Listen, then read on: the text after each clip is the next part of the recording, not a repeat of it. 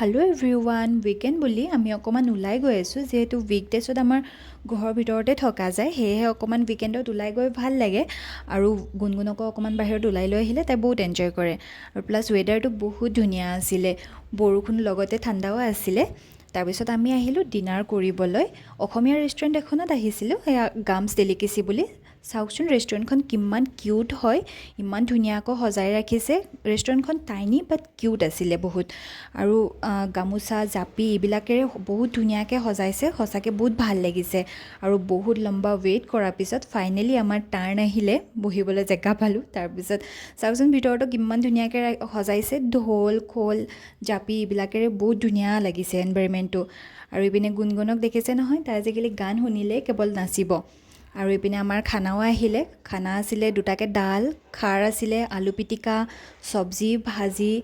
পাপৰ আৰু চাটনি আছিলে তিনিটা ভোট জলকীয়া বহুত কিবাকিবি আছিলে আৰু এইপিনে আছিলে ঔটেঙা বৰালি মাছ স্ম'ক চিকেন ফ্ৰাই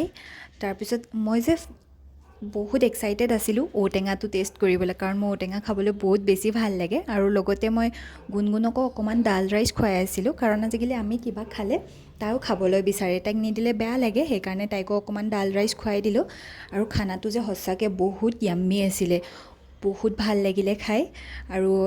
এনেকৈ আমি আমাৰ উইকেণ্ডটো স্পেণ্ড কৰিলোঁ thank you so' much for ৱাচিং